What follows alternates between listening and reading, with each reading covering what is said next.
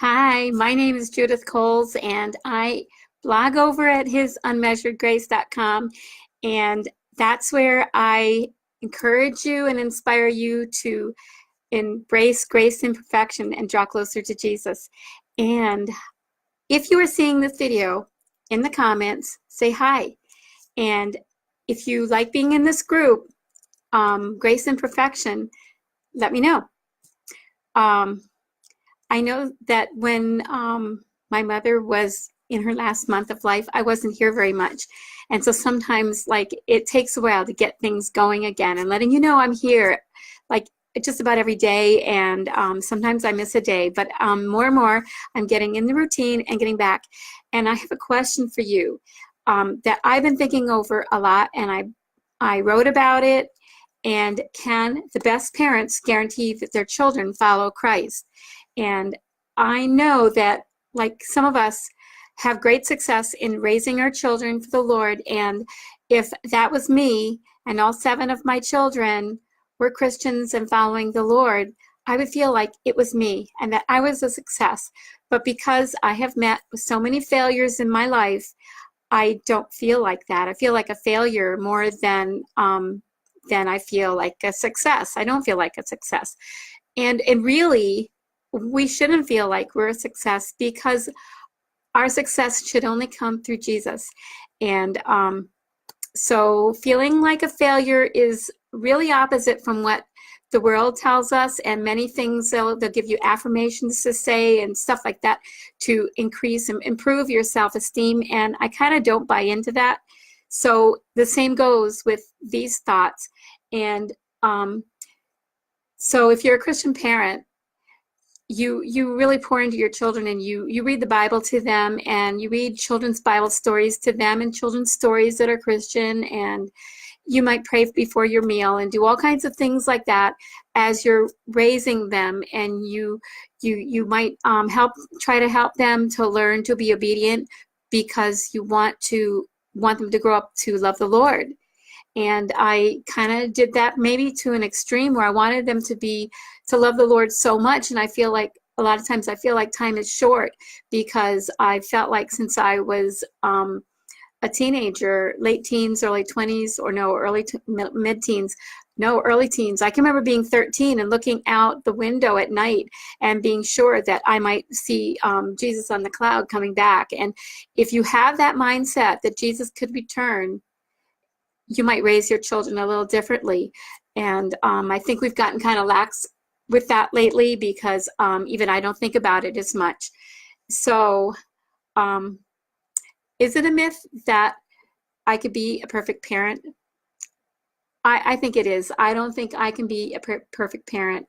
And like I said, even if I was perfect, my children wouldn't turn out to follow the Lord, because of how I raised them, because they have the free will that, and sometimes as a parent of grown kids, that not all of them are walking with the Lord. I kind of wish that there wasn't such a thing as a free will, because it's scary with the free will, because they can choose to live any way they want once they aren't under your roof with the things that you just could not allow in your home.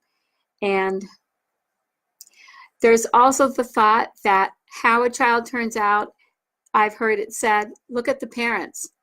You can tell what's really in the parent's heart and what they're really like spiritually by how their children turn out. And I probably used to buy into that and think that, because I used to parent thinking that. And then as more than half my children out of the 7 don't walk with the Lord, you begin to think that and feel that, and it's not true. And even if I wasn't a good parent, even if I was the worst parent in the world, which, often I felt like I was, it has nothing to do with that either. It doesn't have anything to do with whether you're a perfect parent or whether you're the worst parent, because it only is because of Jesus. And as I started to realize that more and more, I began to realize that it was like a total miracle that our oldest son was unshakable and just would as we thought he was saved as a little boy, but then when he was 21, his life totally turned around, and he wasn't even doing things that were that terrible. And it doesn't have anything to do with that. So that I would say something about, oh yeah, you're on the fence. He was like, no, Mom, I wasn't on the fence because I wasn't saved. I was on the wrong side of the fence. He would say there's no such thing as being on the fence. So this is what I am going to suggest that you do. If your children are not following the Lord, and don't feel that you're a terrible parent, but pray that your kids will follow Christ. And this is a verse that spoke to me about this. And you did not choose me, but I chose you and appointed you that you should go and bear fruit, and that your fruit should remain, that whatever you ask the Father in my name, he will give you.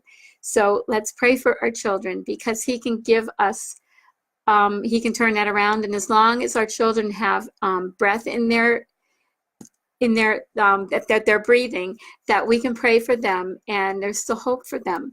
And